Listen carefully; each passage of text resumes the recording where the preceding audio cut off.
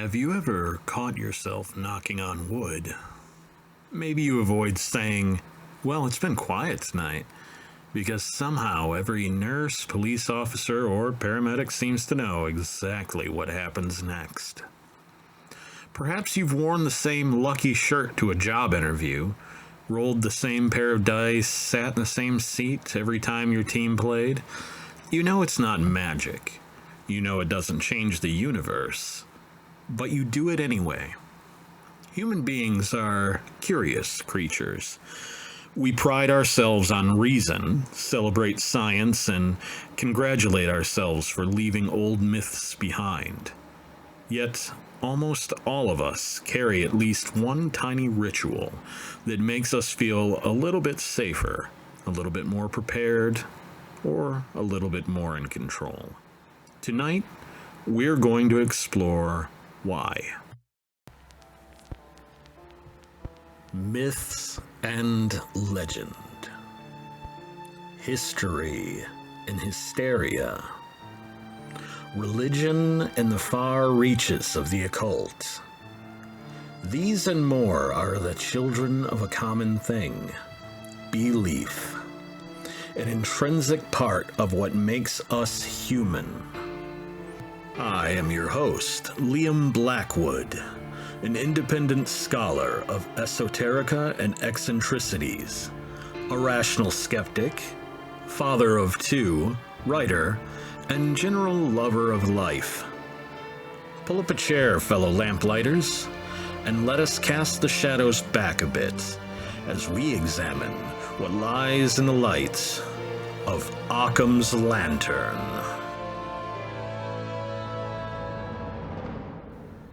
And welcome back to Occam's Lantern. This is episode 13 on July 31st. I did not actually plan that. I wanted the episode to be on Superstition, number 13, and when I moved to the Friday release dates, I checked ahead, and sure enough, 1331, so we had to do this episode on Superstition. Kind of a slow news week, nothing quite as exciting as last time. However, as of recording this, we are Patreon official, so check us out there. Any support we do get monetarily will be pumped directly into promotion to help get the word out there and reach as many lamplighters as we can. Fill them pews, as the good cardinal from Dogma would say. Also worth noting is that we've recorded a bit of a backlog by now, so if I'm ever out due to losing my voice or busy during a particular week, we'll still have some episodes coming out for you. We've currently got it planned out to episode 17 and beyond. By the beyond, what I mean, well, I think we'll get into it later when we start to talk about numerology. Maybe in the decompression chamber I'll mention that. But for now, I think we've pretty much covered everything, so let's move into the episode proper. What exactly is superstition? It's a simple question. Everybody knows what it means, but the answer you'll get depends entirely on who you ask. And it takes a lot of different forms. Could be refusing to walk underneath a ladder, to whether it's carrying a rabbit's foot or refusing to open an umbrella indoors. To somebody else, it might be reading a horoscope every morning before they even step foot outside of the house. Most dictionaries will define superstition as a belief or practice that attributes influence to forces beyond what reason or evidence can support. That's a perfectly serviceable definition, but I don't think it tells the whole story. Because superstition isn't really about black cats or broken mirrors, it's about uncertainty. Every one of us lives with an uncomfortable truth. We are surrounded by things we cannot predict and cannot control.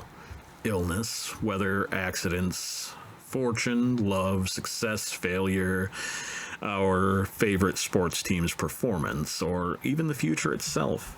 Sure, we can study, prepare, and plan until we're blue in the face, but eventually every one of us reaches a point where knowledge ends and uncertainty begins, no matter how hard we try to remedy that.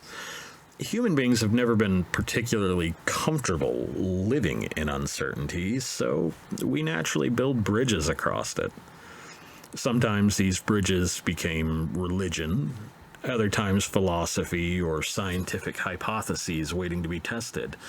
And sometimes, more often than not, they're little rituals that make us feel a little bit better every day. Knocking on wood or crossing our fingers, lucky coins in the pockets, checking the stove one last time before leaving the house, even though you're almost certain you already did, even if you haven't cooked anything in the last 3 weeks. That impulse isn't a character flaw. In fact, I'd argue it's one of the oldest survival mechanisms our species possess. Tonight, I want to explore where that instinct comes from. We will travel back to our earliest ancestors, long before cities, kingdoms, or organized religion, when recognizing patterns, even false ones, could mean the difference between eating and being eaten. We've touched on that in the past as far as other iterations go, but you'll see that just as much of that reflects on luck as well.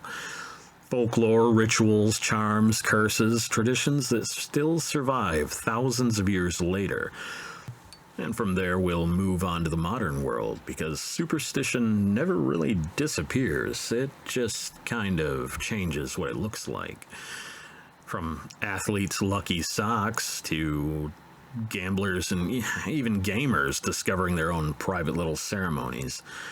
We might laugh at people for fearing black cats, but many of us won't tempt fate by saying, well, this is a shoo-in, or nothing could possibly go wrong. Famous Star Wars, I've got a bad feeling about this. We'll also spend some time talking about the business of certainty. Throughout history, there's always been people eager to sell confidence in uncertain terms, whether through talismans, miracle cures, lucky numbers, or promises of divination to a future somehow controlled, so long as you do exactly what they say and come back for the rest of the information at a later time for a higher price. The question isn't whether humans should have these little superstitions or associated rituals. That's a episode to go back and check out if you haven't already. We've been making these for tens of thousands of years, so the question is better put as, where does the comfort end and credulity begin? Now, as I've stated before, and if you're a long-time listener, most of what I'm going to say is going to sound a little familiar. See, back in our episode on ritual, we talked about the earliest humans repeating behavior that seemed to produce desirable outcomes. Before we even settled into our tribes, we had traditions. Some were practical, others were symbolic. The important thing wasn't whether they actually changed the world around them or not with these actions, but what mattered in the long run is that they gave people a sense of agency in a world that often felt completely indifferent. In our episode on monsters, we looked at another side of that same coin, speaking of how our minds become incredibly efficient at recognizing danger. Sometimes a shadow in the tall grass was a predator, sometimes it was the wind. Evolution didn't particularly care if we were occasionally wrong. It rewarded the people who reacted quickly enough to survive. Superstition grows from those very same roots. Our brains are pattern-finding machines. In fact, we're so good at it, we'll find them where none exist. We've spoken about pareidolia before. It's a consequence of the way we evolved. Generation after generation, the cautious survived just a little more often, and over thousands and thousands of years, those tiny advantages or disadvantages accumulated into the minds we carry today, being our blessings or curses. We became extraordinarily good at connecting events, anticipating dangers, searching for causes, even when the connection really wasn't there. The instinct that grew from that is still with us. Have you ever worn the same shirt because that last interview went well? played the same song before an important exam or even your gym session, refuse to change because, well, it's been working so far. Intellectually, you know that the things you're doing aren't directly responsible for the outcome, but emotionally, your brain isn't quite as convinced. Psychologists have given these tendencies names. They'll talk about confirmation bias or apophenia, or what researchers call a hyperactive agency detection system. Those are useful labels, but underneath all of them is a very human impulse. We are deeply uncomfortable when it comes to randomness. When two unusual events happen close together, our minds immediately begin asking if one caused the other. Sometimes that's exactly how discovery happens. It's the reason science exists at all. Every experiment begins with someone noticing a possible pattern or positing one in their imagination. The trouble begins when we stop asking whether the pattern is real or not. Because once a coincidence becomes a habit, then that habit becomes emotionally comforting. Superstition begins to take shape through this. It's worth remembering that this wasn't born out of ignorance, nor was it the product of being foolish or primitive. It was the product of a species that has become astonishingly successful by assuming the world was trying to tell it something. Once our ancestors began connecting cause and effect, it didn't take long at all for those ideas to start to weave themselves into the traditions we have. Some of them were practical, many were symbolic, but over time the distinction between the two became increasingly difficult to see. Every civilization we've uncovered carried with it some collection of charms, omens, taboos, or rituals meant to tip fortune just a little bit more in humanity's favor. The remarkable thing isn't that they believe different things, it's that they all arrived at remarkably similar conclusions. Take the ancient Egyptians. They surrounded themselves with protective amulets, believing certain symbols could guard against disease, misfortune, or malicious spirits. The Eye of Horus wasn't merely decorative, it represented healing, protection, and completeness, appearing on jewelry, tombs, and everyday objects alike. To them, wearing such a symbol wasn't unlike carrying an insurance policy. Perhaps it would never be needed, but why take the chance? Across the Mediterranean, the Greeks and Romans developed entire systems around interpreting signs from the world around them. The flight of birds could influence military campaigns. A rogue bolt of lightning might be taken as divine approval or condemnation. Roman augurs were respected officials whose job was to read these omens before important decisions were made. To us, it may sound strange or preposterous to postpone a battle because a flock of birds flew in the wrong direction, but to them, ignoring such a warning would have seemed absolutely reckless. The Norse, whom I've referred to several times before on this podcast, were no strangers to superstition either. Runes served practical purposes as an alphabet at times, but also accumulated reputations for luck, protection, and hidden meaning, echoes of which can still be found in some modern architecture. Various protection runes and other similar sigils worked into the support beams and roofs of the building. Sailors watched the weather with almost religious attention, reading the behavior of ravens, wolves, and the seas itself for signs of what lay ahead. Even the sagas are filled with dreams and omens, not because the Vikings believed fate could be avoided, but because people have always searched for clues about what tomorrow might bring. That desire appears everywhere you look. In some parts of the world, numbers themselves became fortunate or unfortunate because of the way they sounded when spoken aloud. Certain gifts are carefully avoided because they echo the language of death or separation. Throughout Europe, iron was thought to repel malicious spirits. Horseshoes were nailed above doorways, and people instinctively reached for wood when speaking too confidently about the future. All of these are examples of different cultures and far-reaching geography, yet somehow the same instincts keep resurfacing. And that's kind of what fascinates me about superstition. The individual beliefs are almost secondary. The real story is what they reveal about us, whether someone was living beside the Nile for 4,000 years ago or walking to a job interview this morning with a lucky pen tucked into their pocket. And that's the problem of the future, just never telling us what's coming. Superstition is one of the oldest ways we've ever attempted to navigate uncertainty. And we've talked about uncertainty in the past being a thorn in the side of humanity. And, I think it's an easy mistake we can make just gluing superstition as a whole to something of the past, even in the modern day of technology.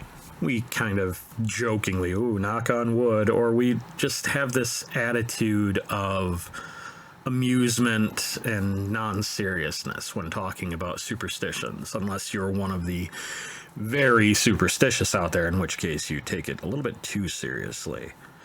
And it's exactly because of that imagery I conjured earlier. The Romans watching birds, things like that. We tend to just jump right to that and believe it doesn't apply to us anymore. But we just changed what it looks like, because you can take a walk through any locker room out there of a professional sports team and you'll find routines that absolutely border on the ceremonial. I think it really came into the modern zeitgeist with baseball. You'd have, players that always have to put on the same socks, who don't shave during a winning streak, and this continues nowadays. You see it a lot in hockey, racing, even MMA. There's just repetitive things that we find we do. We fall into this, and I think it's more difficult to find a competitive sport where people haven't quietly invented little traditions of their own before a game.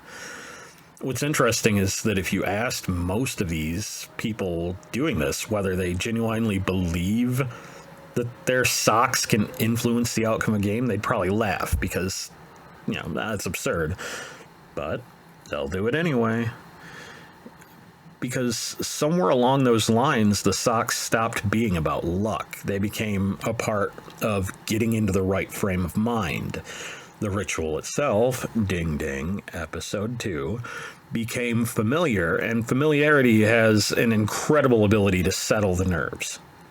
When you've spent thousands of hours training for one defining moment, there's something comforting about knowing that everything leading up to it feels exactly the same way it always has.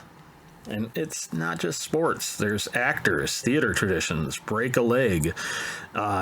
Sailors were famously superstitious, and I think we'll get into that a little bit more in the decompression chamber. Even professionals we tend to think of as relentlessly scientific aren't completely immune.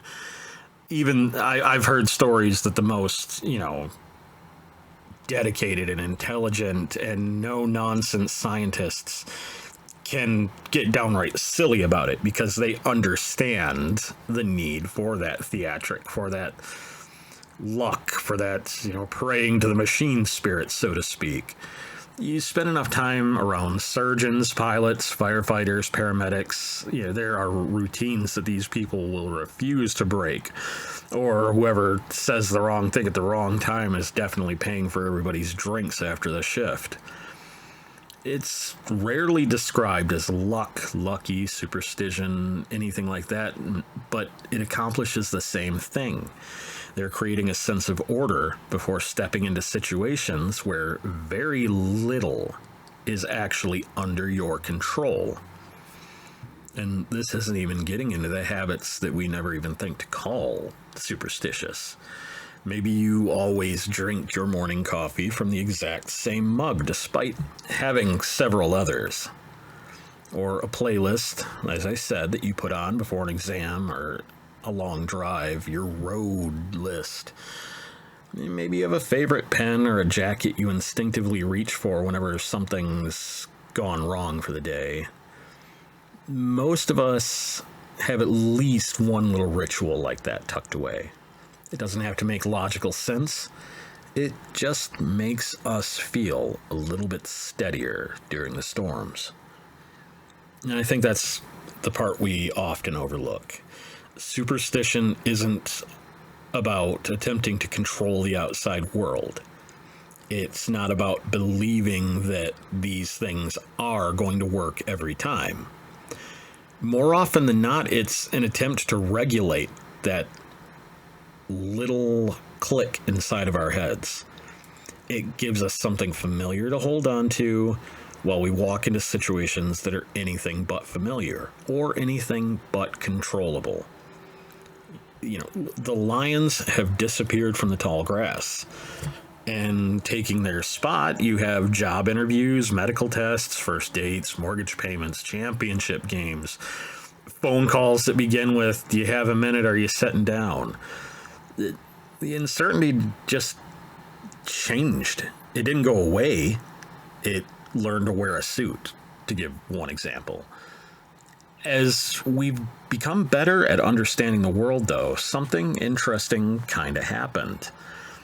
We spent thousands of years trying to eliminate uncertainty.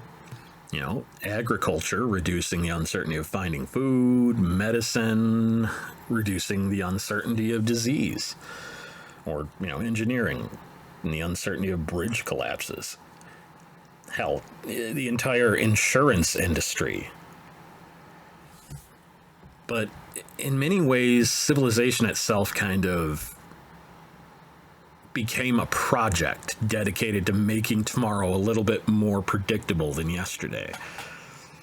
And today we've kind of begun building an entirely new class of tools that push that even further.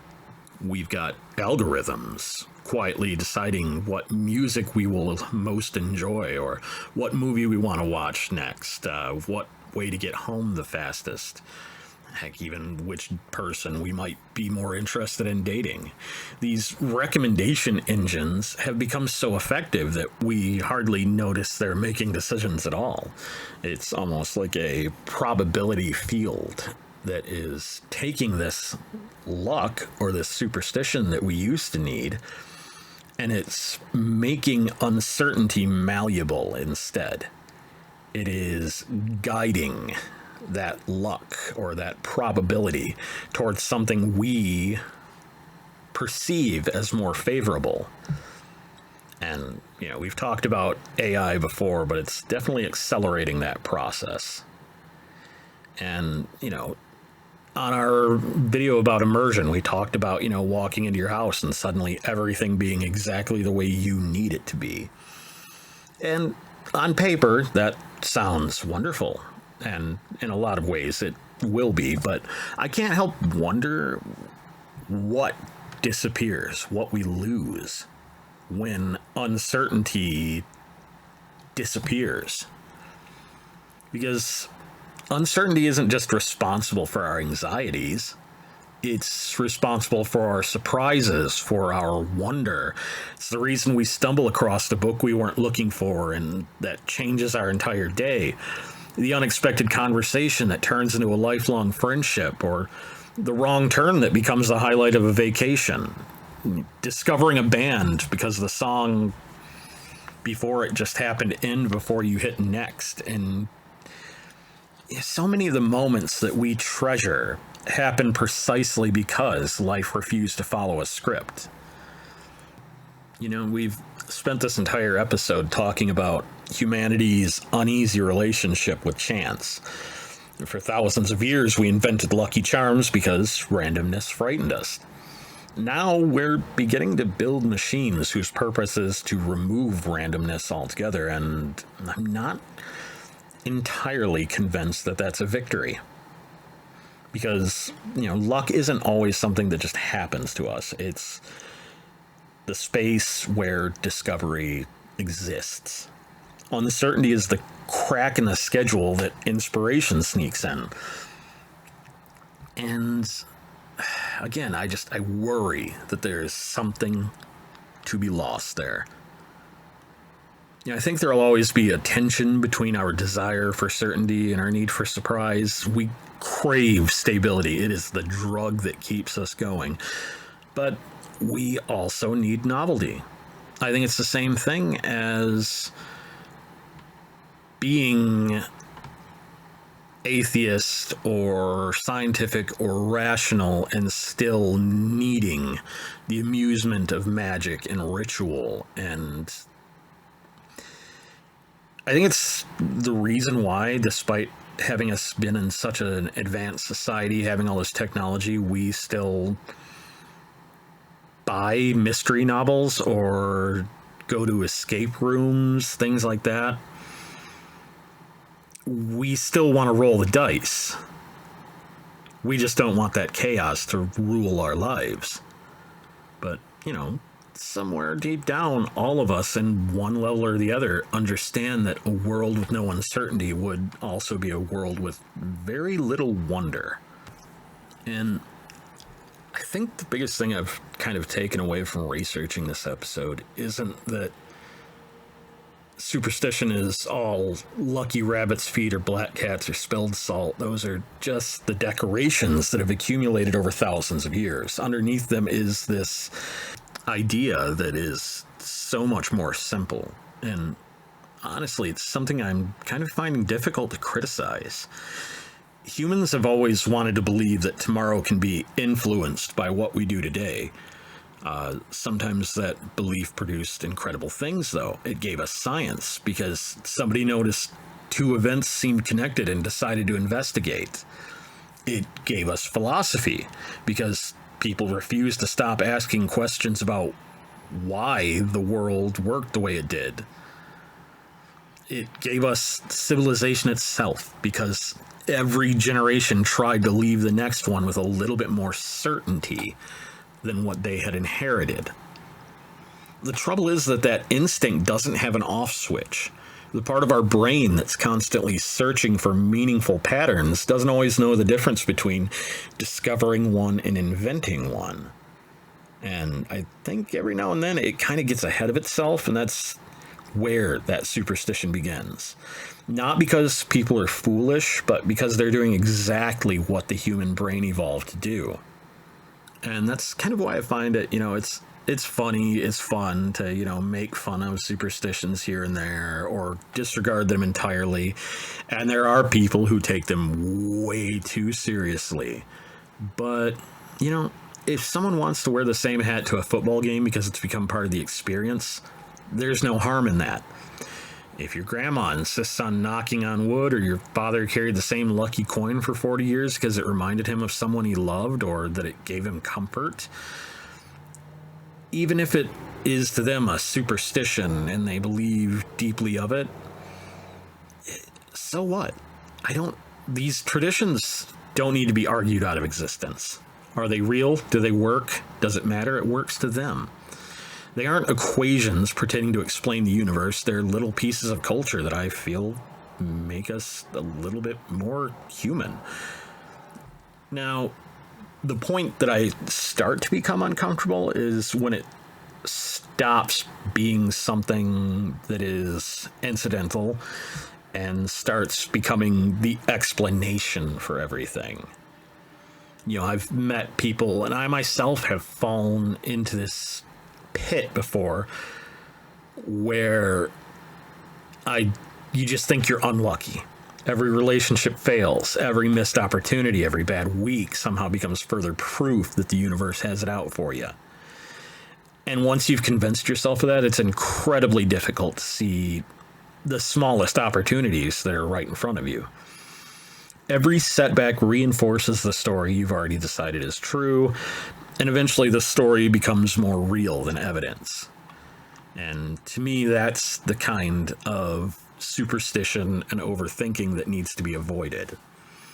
Because if you surrender enough of your life to luck, sooner or later you stop recognizing your own agency. You stop seeing yourself as the author of your story and start thinking of yourself as a character trapped inside of somebody else's. And I don't think that's a very good deal to have. I'd much rather think of superstition the way I think of spices. A little bit can add flavor. Family traditions, lucky socks, etc., etc. Refusing to say, been quiet tonight, not a lot of people coming through. If you work in an emergency room, those things become part of our shared culture.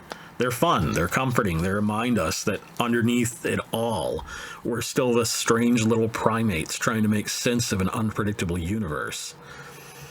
The spices aren't the recipe. The universe isn't quietly keeping score because you picked up a penny or forgot to throw salt over your shoulders. Reality seems to be a great deal messier than that. Probability does not care what color shirt you're wearing. Gravity doesn't stop just because you crossed your fingers. The laws that govern this place are wonderfully indifferent to our rituals, and honestly, that's a bit reassuring. It means the universe isn't conspiring against you any more than it's conspiring with you. Of course, this is to get into the power of human will and influence into our own eminent domain. That's a completely different subject, one we'll definitely get into in a later episode. But if we eventually discover that reality itself is some impossibly complicated simulation, and there's code humming away somewhere behind the curtain keeping track of this, well, that's a good episode to get into. But for now, I'm perfectly happy letting Superstition remain what I think it has always been. A fascinating window into the human psyche. Not a hidden instruction manual for the universe, but a reminder that we've always been searching for patterns, meaning, and a little bit more reassurance that the apocalypse isn't going to be next Tuesday, or that tomorrow is going to come. With that little bit of reassurance, I think it's time to slip into something a little bit more comfortable as we take this conversation to the decompression chamber.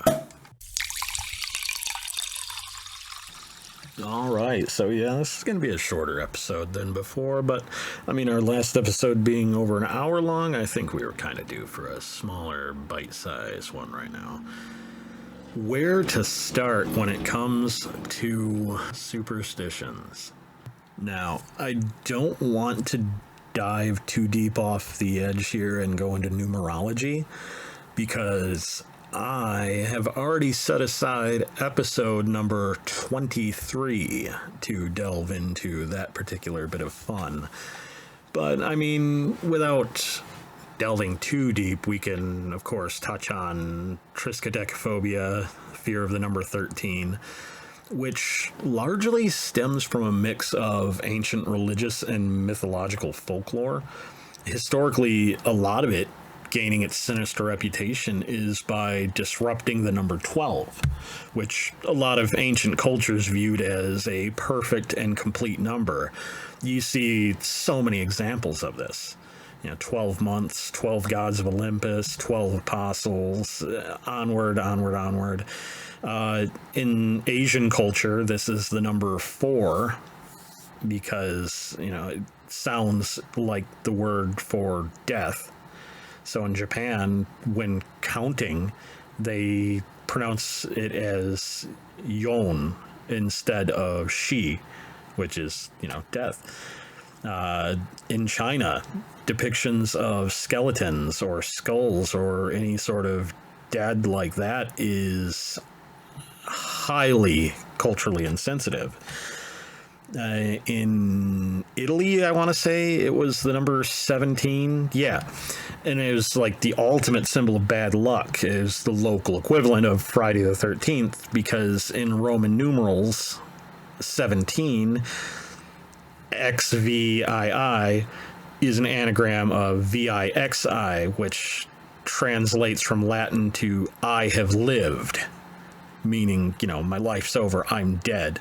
And because of this, a lot of Italians strictly avoid the date. In Russia, there's whistling indoors. Like I mentioned before, the sailors' superstitions in general, especially women aboard ships. Everybody knows them because of Pirates of the Caribbean and the popularity of pirate culture. I think I would like to posit that the amount of superstitions that sailors had is a direct correlation to their being surrounded by a literal deluge of uncertainty. You're in the middle of the ocean. Nothing, very little is under your control. So those little superstitious spots in your brain are just popping like pop rocks. You're constantly coming up with, oh, nope. Last time we did this, there was a storm. Well, last time we did this, Greg broke through the deck and lost his foot. Now that's why he's peg-legged Greg. The point of the matter is, the more you're surrounded with that uncertainty, naturally, the more you're going to want those superstitions to help you navigate. I mean, and when we see that a lot in history, too, popping up. I mean, is it coincidental that the Reagan administration and astrology went together like peas in a pod? But what are some other examples I could... gamer luck, gamer tropes that have become things you constantly do no matter what. Always saving twice over the same file. Saving before every conversation. Quick save. This just happened, I better quick save or else the game might crash. Hitting certain buttons during things even though it didn't do anything. I don't know if you ever played the Pokemon games growing up, but every time you throw a capture ball, did you hold up or hold down the B button or maybe make an entire circle with the directional pad before it closed? I know I did. What are some more examples? Thanking AI whenever you use Alexa. That person, I don't want to say the name in case it activates anybody's, but, oh yeah, thank you. It could be superstition. It could be that you're just conditioned to be polite. It could be that you're fearing the robot uprising and want to say anything it takes to quell the mighty machine spirit before it awakens to your existence. Those kind of sane things.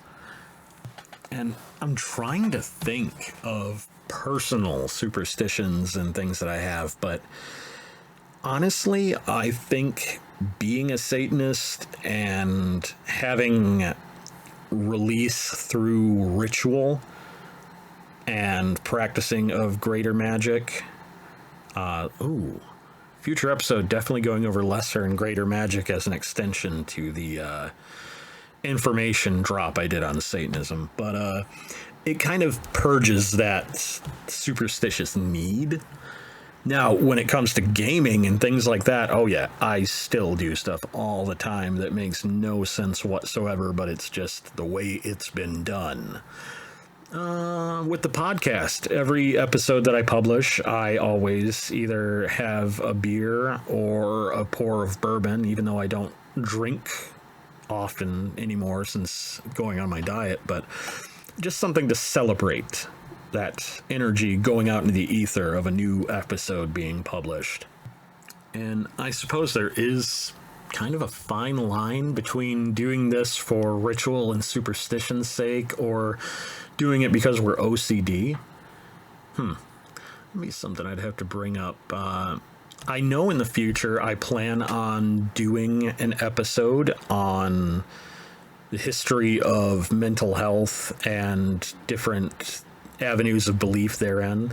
My wife is very highly invested in this field, does presentations, works in an industry where this is her bread and butter, so she kind of wanted to do a co-episode with me or even a guest spot. She might be my first guest spot on the podcast eventually.